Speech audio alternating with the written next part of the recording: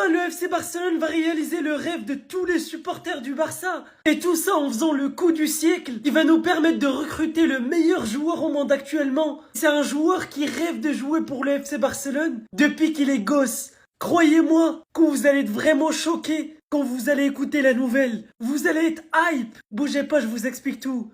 Breaking, Julián Álvarez jouera pour le Barça après la Coupe du Monde pour un montant d'environ 70 millions d'euros. Vous vous imaginez 70 millions d'euros alors que l'Atlético Madrid l'a acheté à 90 millions d'euros. Son aventure à l'Atlético Madrid est terminée. Il souhaite rejoindre une meilleure équipe, une équipe avec laquelle il pourra remporter davantage de titres. Il n'y a pas mieux que le FC Barcelone. T'auras ta place de titulaire. Il n'y aura pas de concurrence. Ferran Torres, c'est un nulard. Croyez-moi que Lamine Yamal, Rafinha, Julián Álvarez, croyez-moi que ça va chauffer.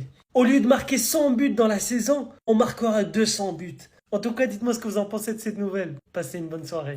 Le président Florentino Pérez, les gars, très déçu de la performance du Real Madrid hier, défaite 2-1 contre Osasuna, mais très en colère contre Arbeloa, le coach.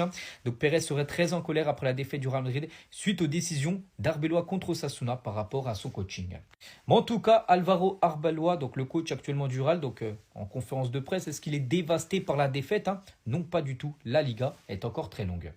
On va parler cette fois-ci de Vini Junior. Malgré la défaite, il a encore marqué 4 matchs d'affilée avec un but.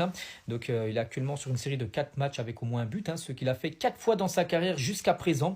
Donc s'il marque contre le Benfica, donc le prochain match bien sûr du Real, ça sera mercredi, il égalera sa meilleure série de 5 matchs consécutifs avec au moins un but marqué qu'il avait réalisé avec Flamengo en 2018.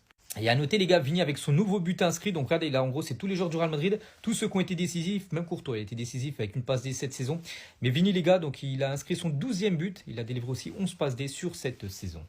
Et à noter que la Liga va ouvrir une enquête les gars par rapport à certains supporters d'Osasuna qui chantaient dans les tribunes les gars. En gros Vini meurt, donc une enquête va être ouverte. Et on finit juste les gars avec ce joueur Franco Mastantuono parce qu'on ne le voit plus trop jouer. La preuve les gars, Franco Mastantuono n'a joué que 8 minutes pour le Real Madrid lors de ses 4 derniers matchs. Pourtant Jude Bellingham est quand même forfait actuellement. On se dit il aura du temps de jeu. Pas du tout les gars, alors que son temps de jeu est très faible. Bah voilà, c'est terminé. Les vrais rois de la Ligue ont repris le trône étant donné que nous on est des imposteurs. Le Barça aujourd'hui face à Levante n'a pas voulu perdre du temps. Dès la 4e minute, ils ont mis dedans. Sur une magnifique action du FC Barcelone, nous Cancelo a encore montré tout son talent. Le gars reçoit le ballon devant la surface, élimine un joueur, fait une passe en profondeur à Eric Garcia sur le côté droit. Et ce dernier enchaîne avec une passe en retrait pour Marc Bernal qui était bien placé dans la surface avec un magnifique appel. Il n'avait plus qu'à toucher le ballon, but. Vous voyez ce genre d'action où la surface est remplie de joueurs barcelonais qui font des appels? Et c'est exactement ce qui nous manquait hier. Vous-même regardez la différence. Et le deuxième but non plus n'a pas tardé. L'action commence sur le côté droit avec Lamine Yamal. N'ayant pas réussi à passer sur son côté droit, il revient vers le centre avec Marc Bernal. Le dernier récupère le ballon, fait la passe sur le côté gauche à Cancelo. Cancelo qui pour moi aujourd'hui a été l'homme du match, il a juste été incroyable. Et dites-vous qu'offensivement parlant, c'était le joueur du FC Barcelone le plus dangereux. C'est celui qui ramenait le plus de situations au Barça. Et j'ai même peur qu'après ce match-là, Baldé retrouve le banc. Dès la 31e minute, Cancelo lâche encore un caviar, cette fois-ci à De Jong. Et encore une fois, comme vous pouvez le voir, la surface était remplie de joueurs barcelonais, contrairement au Real Madrid. De Jong n'avait plus qu'à mettre le pied, but. Au retour de Cancelo au FC Barcelone, il était en manque de rythme et là ça commence à aller. Ce genre de passe là, c'est pas Baldé qui va te les faire. Malheureusement dans ce match là, il y a encore une fois eu des joueurs qui n'ont pas été au rendez-vous, notamment Robert Lewandowski. À sa sortie, on a bien vu qu'il n'était pas content d'être remplacé. Et j'ai envie de dire mon ami, c'est sur le terrain, fallait prouver. Comme vous pouvez le voir ici, il énervait tout le monde.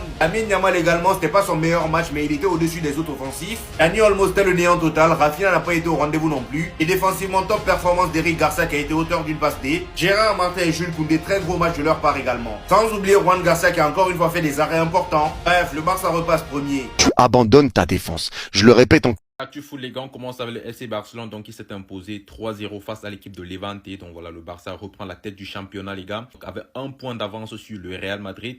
Donc les gars, il faut dire que Lamine Yamal faisait une très mauvaise piètre prestation les gars pendant ce match. Il a été remplacé par Anti-Flick. Était très fâché les gars. Donc Anti-Flick a dit je comprends sa colère, je ne la comprendrais pas s'il était content. L'important c'est la victoire. Ronny méritait de jouer car il s'entraîne très bien. C'est un vrai professionnel, ce qu'il a dit en conférence de presse d'après match. Les gars, ça veut dire quoi? Que lui c'est pas un vrai pro. Bon, voilà, je sais pas. Mais bon voilà, félicitations au FC Barcelone hein, qui reprend la tête du championnat. Les gars, on peut voir les stats là. Donc 3-0 Bernal, De Jong, Lopez. Donc les gars, c'était au Camp Nou. Les gars, du côté de la Premier League, donc on a Arsenal qui joue l'équipe de Tottenham, les gars, donc victoire 4-1 d'Arsenal.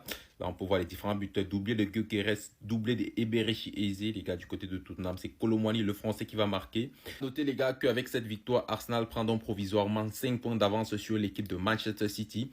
Donc, les gars, si Manchester City, bien évidemment, gagne son prochain match, ils reviennent donc à 2 points du dauphin Arsenal.